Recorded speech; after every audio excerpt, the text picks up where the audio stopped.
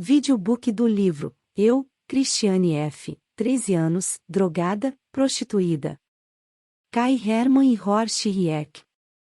Título original, Wir Kinder von Bahnhof Zoo. Tradução de Maria Celeste Marcondes. Círculo do livro. Digitalizado, revisado e formatado por Susana Cap. A mãe de Cristiane. Continuação. Depois dessa conversa estava novamente convencida de que Detlef e eu éramos como marido e mulher. Estávamos unidos para o melhor e para o pior. À noite, na minha cama, passava horas a pensar nele. É somente nele. Era como uma oração, e contava os dias até o nosso reencontro. Minha avó me dava regularmente uns trocadinhos. Fazia incríveis economias. Não sei bem porquê, fazer economia nunca foi o meu forte. Eu me dei conta quando cheguei aos 40 marcos e, 40, para mim, era uma quantia mágica. Era o preço de uma picada e também a quantia que pedia aos meus clientes. Pensei, não é possível. Você não está separando um dinheirinho de lado para a sua primeira picada. Corri para comprar uma blusa por 20 marcos, só para escapar dos malfadados 40. Acima de tudo, se vim para cá, foi para me desligar completamente. Acabou o mês de férias. Minha mãe telefonou. Você quer ficar mais um pouco? Impulsivamente respondi, não. Se ela tivesse perguntado, você quer ficar aí o resto da vida? Sem dúvida, eu pararia para pensar. Desde o começo tinha considerado toda essa história uma viagem que começava mal e terminava muito bonita e muito doce. Mas isso não poderia durar mais que um mês, e eu sabia muito bem e estava muito preparada. Além disso, gostaria de voltar para o lado de Detlef, pois nós dois éramos como marido e mulher. No dia da minha partida, vovó e minha prima tentaram, em vão, me persuadir a levar as famosas calças xadrez que agora estavam exatamente no meu tamanho. Eu me torci toda para entrar na minha calça Eans, as costuras arrebentaram, e foi impossível fechar o zíper. Foda-se, voltarei para Berlim com a braguilha aberta. Enfiei meu casaco negro. Pronto, estava novamente com o meu uniforme de viciada. Já no dia seguinte ao meu retorno a Berlim fui à estação Zoo. Detlef e Ben estavam lá. Axel, não. Ele deveria estar com um cliente. Os dois me deram uma acolhida grandiosa. Estavam verdadeiramente felizes de me rever. Principalmente Detlef, é claro. Eu lhe perguntei, o tratamento está indo bem? Você encontrou um bom trabalho? Nós três explodimos de rir. Depois perguntei-lhes, onde está Axel? Eles me olharam com um ar estranho.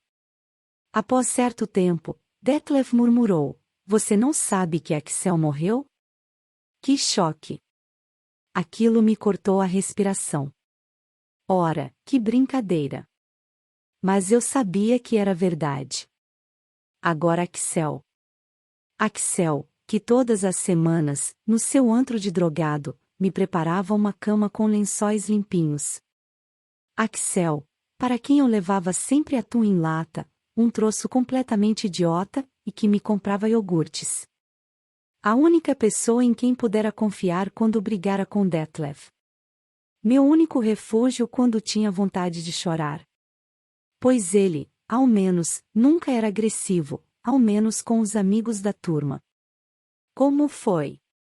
Detlef me explicou. Eles o encontraram em um banheiro público com a agulha plantada no braço. Os dois rapazes evocaram a morte de Axel como se fosse uma história antiga. Podia-se dizer que eles não tinham vontade de falar naquilo. Não parava de pensar naquelas latas de atum tão bobas. Pensava que nunca mais voltaria a comprá-las.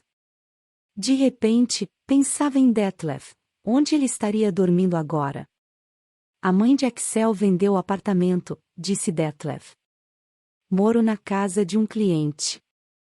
Eu, que merda. Aquilo me perturbara tanto quanto a morte de Axel. Por um momento pensei que havia perdido Detlef definitivamente. Ele prosseguiu: é um cara legal.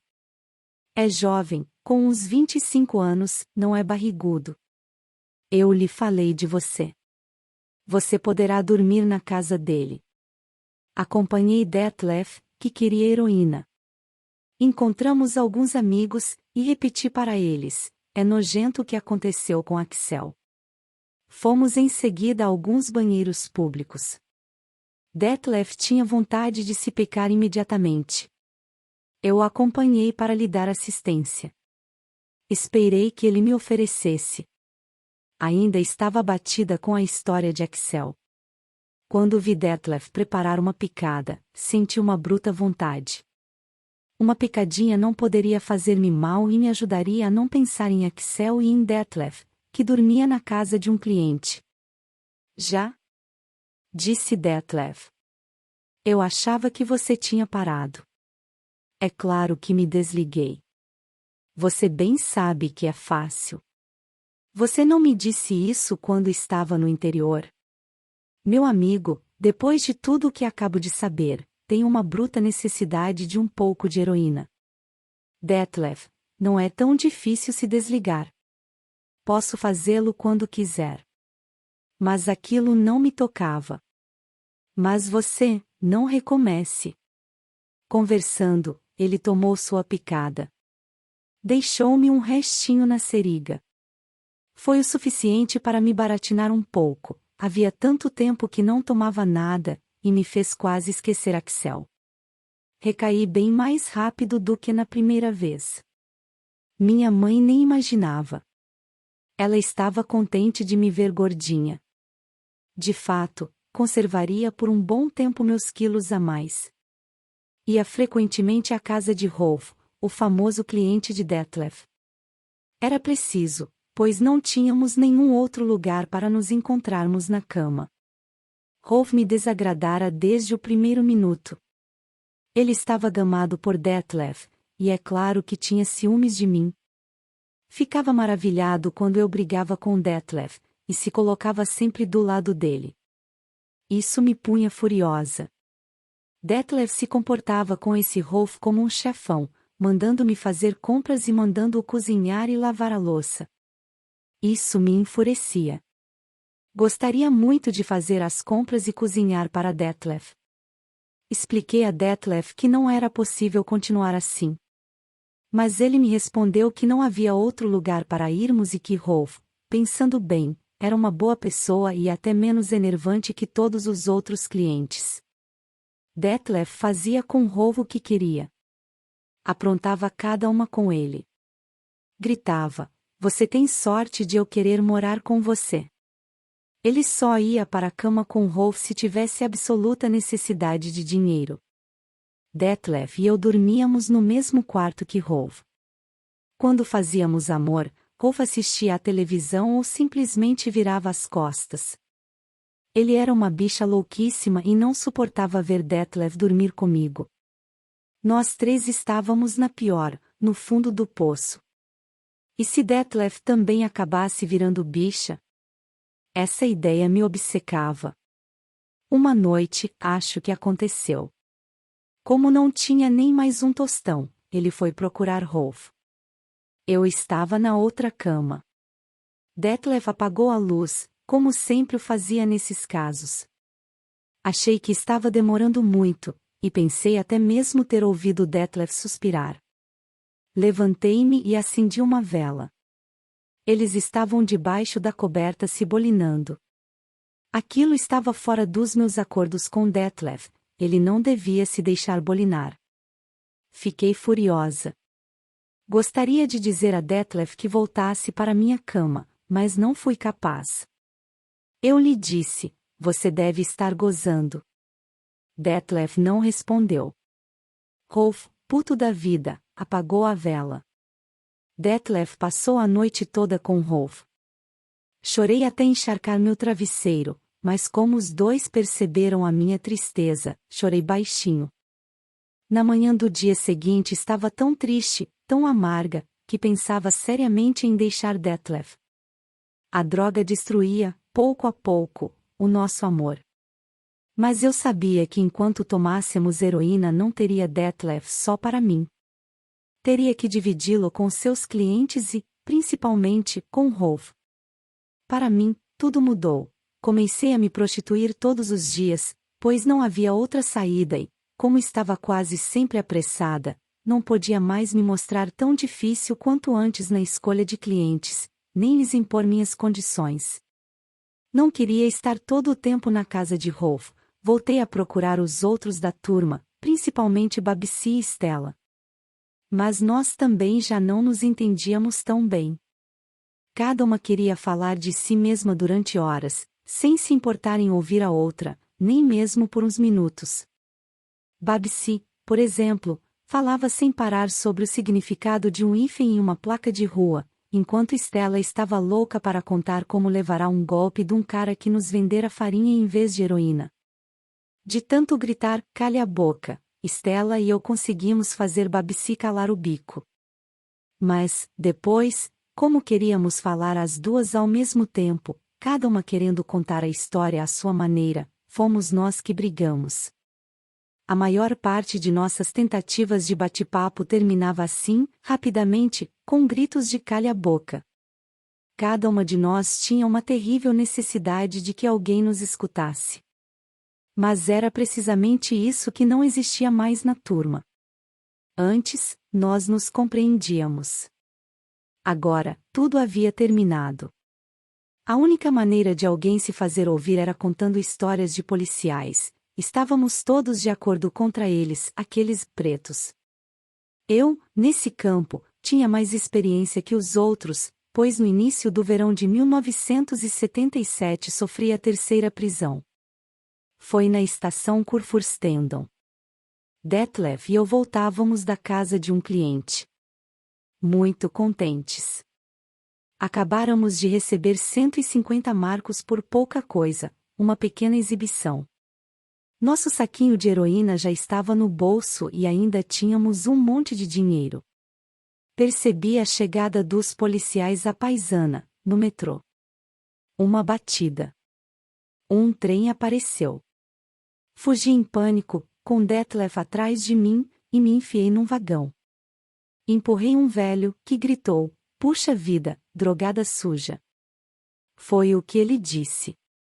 Os jornais falavam tanto do que se passava na estação Kurfürstendamm, que todo mundo estava a par. 2 policiais à paisana entraram atrás de nós. É claro que nosso comportamento chamou a atenção. Mas eles teriam pego a gente mesmo sem isso. As pessoas do metrô caíram em cima de nós, grudaram nas nossas roupas, gritando como histéricos, "Senhores policiais, eles estão aqui", pois logo perceberam que se tratava de uma batida. Tive a impressão de ser um fora da lei, em um bang-bang, que vai ser enforcado na primeira árvore que apareça. Eu me apertei contra Detlef. Um dos policiais falou, "Não precisa representar Romeu e Julieta. Vamos, vamos." Puseram-me no micro-ônibus e me levaram para a delegacia. Os policiais se mostraram muito agressivos comigo, mas não me fizeram perguntas. Limitaram-se a me dizer que era a terceira vez que me pegavam e que eu já tinha um dossiê. Eles nem sequer avisaram minha mãe. Classificaram-me na categoria dos casos desesperadores e iriam engrossar meu dossiê com 2 ou 3 relatórios, esperando o dia de pôr uma cruz ao lado do meu nome. Depois de 1 hora, já estávamos na rua. Como eles haviam pego a nossa heroína, precisávamos comprá-la novamente. Felizmente tínhamos ainda o dinheiro. A maioria dos policiais à paisana já me conhecia o suficiente e procurava não me incomodar muito. Havia até um jovem que era muito bonito e com um sotaque do sul da Alemanha. Um dia ele veio silenciosamente por trás e pôs, bruscamente, sua identificação na minha cara. Que choque! Mas ele estourou de rir e me perguntou se estava fazendo trotuar. Dei-lhe minha resposta habitual, "Não, tenho cara disso." Ele sabia, pois sequer fingiu dar uma olhada em meu saco plástico. Simplesmente me disse: não ande muito por aqui nos próximos dias, senão serei obrigado a embarcá-la. Talvez não fosse gentileza, mas se tratasse pura e simplesmente de preguiça. Talvez ele não tivesse vontade de me levar até a delegacia, e os caras da delegacia não tivessem, necessariamente, vontade de escrever 36 vezes o mesmo relatório sobre uma semi-morta de 14 anos. Depois de nossa prisão na estação Kurfürstendamm, Detlef e eu fomos nos abastecer com um novo revendedor, pois o nosso habitual havia desaparecido. Fomos nos pecar nos banheiros da Winterfeldplatz. Eles estavam num estado lamentável, nenhuma torneira funcionava. Limpei minha seriga na caixa de água da imunda privada. Isso acontecia com frequência, quando havia muita gente no lavatório. A droga do revendedor desconhecido me enganara. Desmaiei, caí no chão imundo. Levantei-me em seguida, mas fiquei por um bom momento sem enxergar nada. Pela primeira vez, depois de muito tempo, fomos dar uma volta pelo Sound. Detlef se balançava na pista de dança, e eu me instalei ao lado da máquina de suco de laranja. Ela tinha um buraco embaixo. Eu me apoiei no aparelho, enfiei 2 canudinhos juntos no buraco e bebi suco de laranja de graça, até ter vontade de vomitar. Fui ao banheiro. Ao voltar, um dos gerentes caiu em cima de mim, me tratando de drogada suja, e me mandou segui-lo. Tive um bruta medo. Ele me pegou pelo braço e me arrastou até uma sala de depósito de caixas de bebidas. Tinha também um banquinho de bar. Conheci a sequência. Já haviam me contado a história. Eles amarravam os viciados e os outros indesejáveis pelados no banquinho de bar e depois batiam, às vezes, até com chicote. Ouvi falar de uns caras que, depois de uma passagem assim pelo depósito do Sound, ficaram algumas semanas no hospital, alguns até com fratura de crânio. Os infelizes tinham tanto medo que nem sequer ousavam dar queixa à polícia. Aqueles caras da gerência faziam isso por sadismo e também para afastar os viciados de sua casa, pois a polícia ameaçava o tempo todo fechar o Sound. É claro que as drogadas que trepavam com eles, essas eles deixavam em paz.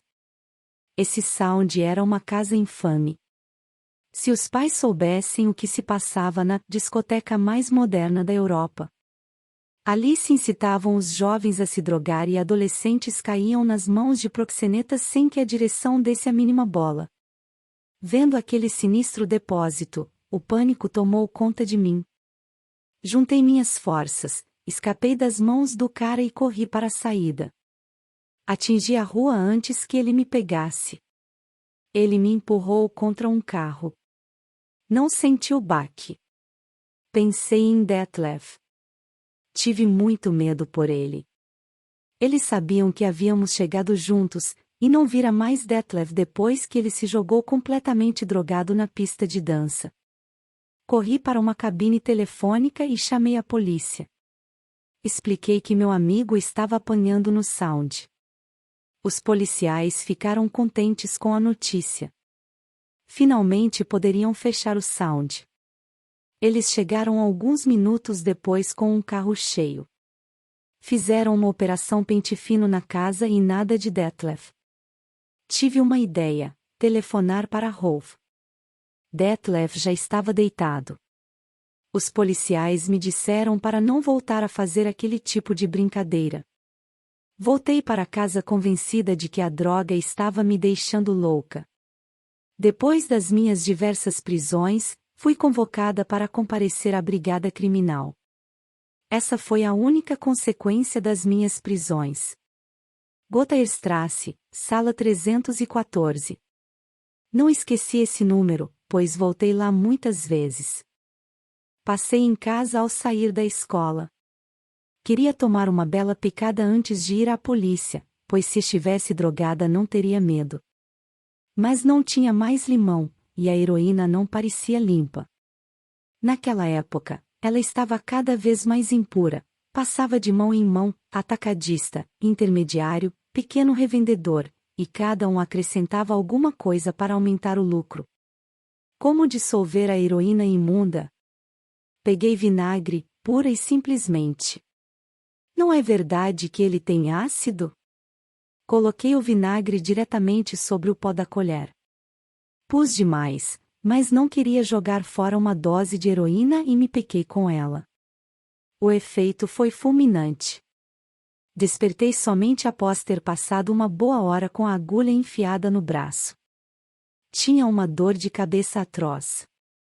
Impossível ficar em pé. Pronto, vou morrer. Chorei, deitada no chão. Tinha medo. Não queria morrer assim, sozinha. Eu me arrastei de 4 até o telefone. Levei pelo menos 10 minutos para discar o número de mamãe. Não pude lhe dizer nada além de: venha, mamãe, por favor, eu vou morrer. Quando minha mãe chegou, consegui me levantar. Tinha a impressão de que minha cabeça iria estourar, mas eu cerrava os dentes. Disse à mamãe: é a minha circulação. Ela notou que eu tinha me picado. Seu rosto expressou um terrível desespero. Não falou nada e me olhou. Não suportei seus olhos tristes, desesperados. Aquilo me fundiu a cuca. Pouco depois ela me perguntou se eu não tinha vontade de comer alguma coisa. Sim, morangos. Ela saiu e me trouxe um cesto cheio. Achei que dessa vez era o fim. Mas não era uma overdose, era só o vinagre. Perdi toda a resistência, e meu corpo não me obedecia mais. Fora assim que os outros morreram. Muitas vezes, depois de uma picada, eles perdiam a consciência. E um dia eles não acordavam mais. Não sei mais por que tive tanto medo de morrer. De morrer só. Os drogados morrem sós. Mais frequentemente em banheiros fedorentos. Tive, então, uma verdadeira vontade de morrer. No fundo não esperava por outra coisa. Não sabia o que estava fazendo no mundo. Antes, eu também não sabia muito bem. Mas um viciado vive para quê? Para se destruir e destruir os outros. Pensei, naquela tarde, que seria melhor que eu tivesse morrido, mesmo que fosse só pelo amor à minha mãe. De qualquer forma, não sabia mais se existia ou não. Na manhã do dia seguinte estava melhor. Apesar de tudo, talvez eu ainda aguentasse um pouco mais. Precisava ir à polícia, senão eles viriam me procurar. Mas não tinha mais forças para ir sozinha. Telefonei para Estela. Tive sorte de encontrá-la em casa de um dos nossos clientes comuns. Ela concordou em me acompanhar. Sua mãe acabará de comunicar seu desaparecimento, uma vez mais, mas Estela não tinha medo de nada, ela não dava bola para nada. Esperamos sentadas e bem comportadinhas em um banco de madeira, que nos chamassem à sala 314. Entrei como uma menininha modelo, um pouco mais, faria reverência. Uma tal senhora Sipke me deu a mão, muito amavelmente, dizendo que tinha uma filha um pouco mais velha que eu, 15 anos, mas que não se drogava. Bem, a policial fez seu número maternal. Ela se inteirou da minha saúde, me ofereceu uma xícara de chocolate, bolo e maçãs. Aquela senhora Sipke, sempre com ares maternais, me falou de outros toxicomanos e me pediu notícia deles. Ela me mostrou fotos de viciados e de revendedores, mas eu não lhe disse nada a não ser: sim, eu os conheço de vista. Ela me contou, então, que certas pessoas do mundo da droga haviam falado muito mal de mim. Na hora ela me fez falar. Percebi que fora pega por essa merda, mas falei. E falei muito. Depois assinei uma declaração cheia de coisas que ela mais ou menos me fizera falar. Depois um outro policial veio para me interrogar sobre o sound. Aí soltei tudo. Falei das pessoas que conhecia e que foram levadas a se drogar e também das brutalidades da turma da gerência. A meu pedido, chamaram Stella, que confirmou tudo o que contei e se disse pronta para testemunhar sob juramento diante de qualquer tribunal. A senhora Sipke, que não parava de mexer em seus papéis, identificou rapidamente Stella e lhe passou um sabão. Stella destratou com tal insolência que pensei, ela vai acabar indo em cana. Mas a senhora Sipke acabará sua jornada. Convocou Stella para o dia seguinte e estava claro que ela não iria. Ao nos dispensar, a senhora Sipke disse, estou segura de que nos veremos em breve. Ela teve a coragem de me dizer isso ainda num tom adocicado. Assim ela me anunciará, indiretamente, que eu era um caso desesperador.